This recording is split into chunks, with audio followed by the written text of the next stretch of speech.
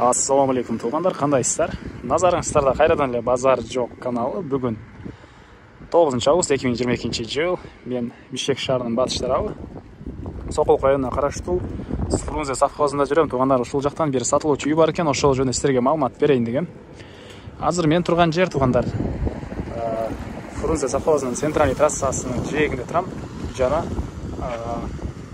Новая Садовая көчөсүнүн кесилишинде турам. Ошол көчөсүн бүгүнкү чыгарышта сатылуучу үй ушул Новая Садовая көчөсүндө жайгашкан. Дареги Новая Садовая 13 болуп калат. Бул жакка чейин Бишкек шаарынан Ош базарынан тагыраак айтканда маршрутка түз барып түз келет, жана по пути машина таксилер деле көп тугандар. Мына ошондой. Анда эмесе мен сатылуучу үйгө карай жол алдым. Сиздер лайктан басып, өз оюңуздарды комментарийге жазып туруңуздар тугандар.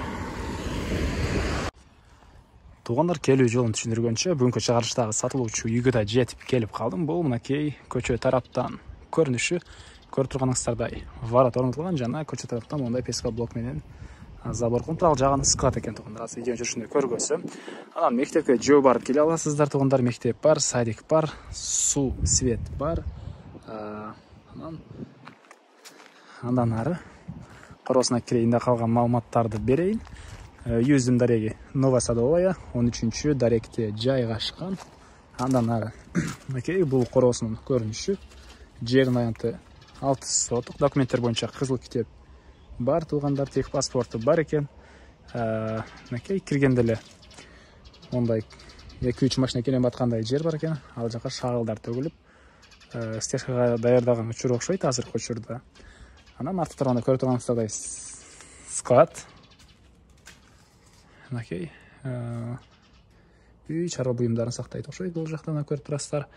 Ылдый тарабы стяжка экен. Андан ары буякта 60 квадрат болгон үйүбүз. Стенасы ышпаган кирпич. Азыр сиздерге ички тараптарын көргөзөйүн. Анан алды тарабында бак, жер жемчегинге жерлер, азыркыча жер жемиш жана слива, өрүк бактары бар экен. Төрүндө синя балы менен мал сарайы деле бар. Жана сиздер аркы көчө менен дагы бул үйүбүзгө кире аласыздар. Кааласаңыздар бул жак менен да кирип чыга аласыздар. Негизинен үй ээлери малдарга ал жактан кирип чыгуучу жай кылыптыр. А өздөрү машинеге өздөрүнө бияктан кирип чыгышат экен. Мына ушундай кыскасын айтканда эки көчөнөн тең кирип чыга аласыздар. Эми үйдүн ички тараптарын көргөзөйүн. Киргенде эле мондай чакан навес бар экен тугандар. Андан ары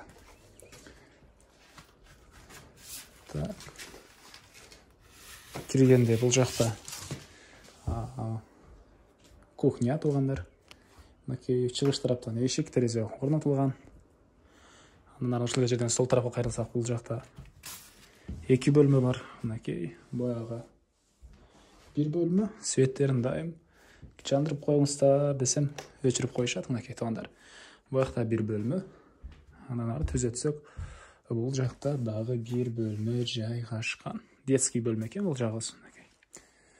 Түшүк тараптан терезе орнотулуптур. Ушундай көрүнүштө.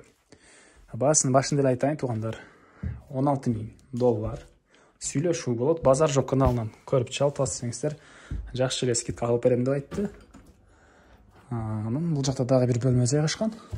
Зал окшойт, менин оюмча баягы. Бул жака могу ворота тараптан дагы 1 эшик орнотулуптур. Өзүнчө кирүүчү эшик бул жакка орнотулган тугандар. Потолок пластик экен, дуалдар шпаклевка. Мына ушундай көрүнүштө. Эми коросуна чыгып калган маалыматтарды берейин. Ал жакта мал сарайы бар тугандар, сине бал чөп басканга.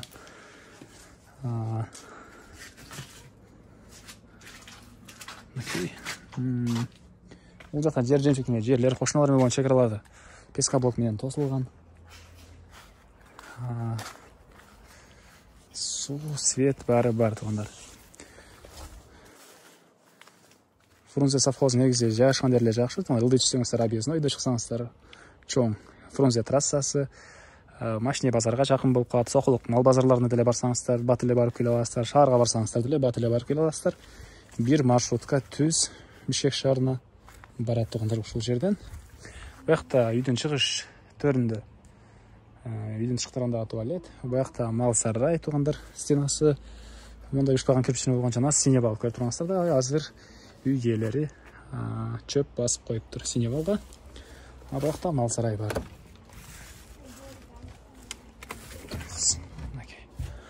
Бул жакта мал сарай. Анан бул жакта мынакей навес бар экен. Жаз жай айларында малды ушул жакта кармашат экен туугандар.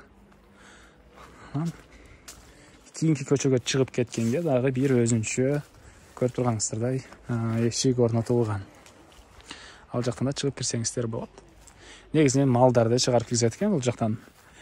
Эми айтылбаган эмне маалымат калды туугандар. Баасы эле калды окшойт. Бул үйүздүн баасына $16,000 деп атышат. Сүйлөшүп жана айткандай эле, эгер Базар Жок каналдан көрүп чалып атсаңыздар, жакшы эле арзандатуу кылып беребиз деп айтты үй ээлери. Андыктан чалганда Базар Жок каналынан көрүп чалдык деп айтыңыздар. Анда эмесе мен сиздер менен коштошом туугандар. Кийинки чыгышка чейин саламатта калыңыздар.